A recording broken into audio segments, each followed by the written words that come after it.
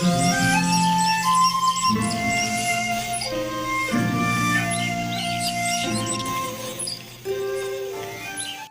The lord. అందరు ఎలా ఉన్నారు? బాగున్నారా? ప్రభు నామంలో మీకు శుభాలు ప్రకటిస్తున్నాను.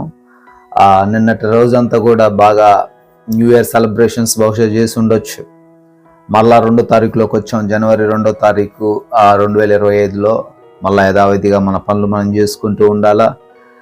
కొత్తగా ఏమి ఉండదు, ఒకరోజు మాత్రమే కొత్తగా అనిపిస్తుంది, కానీ దాని తర్వాత ప్రతిరోజు ఉండే పనులే. అయితే ఈ పనులు చేయడానికి మనకి ఏం కావాలా? శక్తి కావాలి, బలం కావాలి కదండి. ఈరోజు దేవుడు మనతో ఒక వాక్యం ద్వారా మనతో మాట్లాడుతూ ఉన్నారు. వాక్యం ఏంటండి అంటే యెషయా గ్రంథము 40వ అధ్యాయము 31వ వచనము. యెహోవా కొరకు ఎదురు చూచువారు నూతన బలము పొందుదురు, వారు పక్షిరాజు వలె రెక్కలు చాపి పైకి ఎగురుదురు, అలయక పరిగెత్తుదురు, సొమ్మసిల్లక నడిచిపోవుదురు. Those who hope in the Lord will renew their strength. They will soar on wings like eagles. They will run and not grow weary. They will walk and not be faint. Isaiah chapter 40 verse 31. ప్రభునందు ప్రియమైన సహోదరి సహోదరులారా, ఈ రోజున చాలా మంది వ్యక్తులు వారు ఎవరి కోసమో ఎదురు చూసి చూసి చూసి అలసిపోయారు. కొంతమంది మోసపోయారు, కొంతమంది దగా చేయబడ్డారు, కొంతమంది సిగ్గుపరచబడ్డారు. ఎందుకండి అంటే మనుష్యుల పైన మనం పెట్టుకునేటువంటి హోప్, నమ్మకం, నిరీక్షణ అనే పదాలు ఏవైతే ఉన్నాయో అవన్నీ కూడా ఏదో ఒక రోజు మన ఎదుటి వ్యక్తి, అనగా అది మన తండ్రి లేదా తల్లి లేదా కుమారులు ఎవరైనా కావచ్చండి, వాళ్ళు ఏం చేస్తారు? బ్రేక్ చేసేస్తారు. దాన్ని వాళ్ళపై పెట్టుకున్న నమ్మకాన్ని బ్రేక్ చేసేస్తారేమో. కానీ ఈరోజు దేవాతి దేవుడు మనందరికీ సుస్పష్టంగా సెలవిస్తున్న విషయం ఏంటండి అంటే, మీరు నా పైన పెట్టుకున్నటువంటి నిరీక్షణను లేదా మీరు నా పైన పెట్టుకున్నటువంటి హోప్ను నేను ఎన్నడూ కూడా సిగ్గుపరిచేలాగా చేయను. ఆయన కోసం ఎదురు చూసే వాళ్ళు ఎలా ఉంటారట? నూతన బలం పొందుకుంటారట. ఆమెన్. ఈ 2025వ సంవత్సరాన్ని మనం ఎదుర్కోవాలంటే ఖచ్చితంగా మనకేం కావాలా? బలం కావాలి, శక్తి కావాలి. అది ఎక్కడి నుంచి వస్తుంది అంటే వాక్యం సెలవిస్తుంది. యెషయా భక్తుడు దాదాపు 2700 సంవత్సరాల క్రితం రాసినటువంటి మాటల ద్వారా దేవుడు మనకి జ్ఞాపకం చేస్తున్నారు, మీరు నూతన బలము పొందుకుంటారు అని. అదే పైవచనంలో రాయబడి ఉంటుంది, సొమ్మసిల్లిన వారికి బలమిచ్చువాడు ఆయనే, శక్తిహీనులకు బలాభివృద్ధిని కలుగజేయువాడు ఆయనే అని.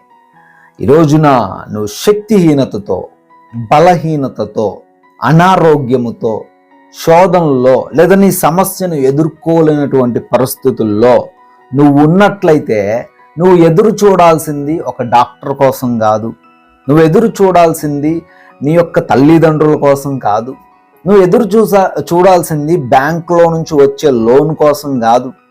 నువ్వు ఎదురు చూడాల్సింది ఎవరి కోసం అటండి? సర్వశక్తిమంతుడైన దేవుని కొరకు, యేసయ్య కొరకు నువ్వు ఎదురు చూస్తే నువ్వు వాటిని పొందుకుంటావు. ఏవైతే నువ్వు స్ట్రగుల్ అవుతున్నావో, ఏమి నీ జీవితంలో లేదు అని ఈ రోజున దుఃఖిస్తున్నావో, ఏదైతే నీకు కరువుగా ఉన్నదో, లేమిగా ఉన్నదో అది దేవుడు ఇవ్వగలడండి. నీకు బలాన్ని ఇవ్వగలడు, నీకు శక్తిని ఇవ్వగలడు. నువ్వు ఏ పరిస్థితుల్లో ఉన్నా ఆయన నిన్ను ఆదుకోగలడు. పక్షి రాజు వలె వారు రెక్కలు చాపి అల్లయక పరిగెత్తుదురు అని వాక్యం సెలవిస్తుంది. సాధారణంగా ఏదన్నా వాతావరణం బాగున్నప్పుడు, ఈదురుగాలులు వచ్చినప్పుడు, తుఫాన్ లాగా ఏదన్నా వర్షంతో కూడిన జల్లులు వచ్చినప్పుడు అన్ని పక్షులన్నీ కూడా వేటి గూళ్ళక వెళ్ళిపోతూ ఉంటాయి. ఆ గాలికి ఎదురు ఈదలేక ఎక్కడవక్కడే గప్చుప్గా పడిపోతూ ఉంటాయి. కానీ కేవలం పక్షిరాజట దానికి పైగా, ఆ సమస్యకు పైగా పైకి వెళ్ళి చాలా కూల్గా, నాకేం సంబంధం లేదు ఈ గాలితో, ఈ వర్షంతో అన్నట్టు ఎగురుతుందట. హల్లెలూయా. ఈరోజు దేవుడు నీకు చెప్తున్న మాటలు ఏంటండి అంటే, నీ జీవితంలో నీకు ఎటువంటి శ్రమ ఎదురైనా, ఈ 2025 సంవత్సరంలో నీకు ఎటువంటి ఇబ్బందులు ఎదురైనా, నీకు ఎటువంటి కష్టం ఎదురైనా, నీకు ఎటువంటి అనారోగ్యం ఎదురైనా, ప్రభు చెప్తున్న మాట ఏంటండి అంటే, నువ్వు ఎదురు చూడాల్సింది, నీ యొక్క ఆశ నువ్వు కలిగి ఉండాల్సింది, నీ యొక్క ఎదురుచూపు అంతా కూడా యేసుక్రీస్తు వారిపైన ఉండాల. అప్పుడు నువ్వు అల్లయ్యక్క పరిగెత్తగలుగుతావు. ఏ సమస్య వచ్చినా నాకేంట్లే, నా యేసయ్య ఉన్నాడు అని నువ్వు ముందుకెళ్ళగలుగుతావు. ఈ రోజున నువ్వు ఈ 2025ని ఎదుర్కోవడానికి బలహీన పడిపోమాకు.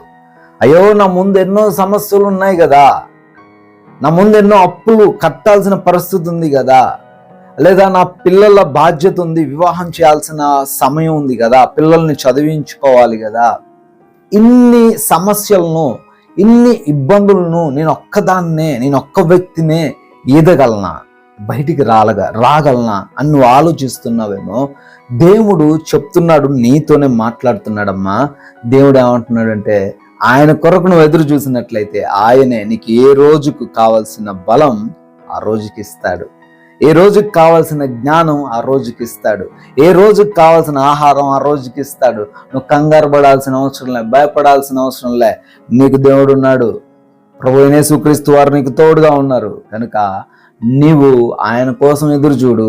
ఈ సంవత్సరం అంతా కూడా అలా నువ్వు పరిగెడతావు, ఎక్కడో కూడా ఆగిపోవు, ఎక్కడో కూడా నువ్వు కృంగిపోవు, ఎక్కడో కూడా నువ్వు పడిపోవు. ఎందుకంటే దేవుడు తోడంతా ఈ యొక్క 2025లో నీకుంటుంది.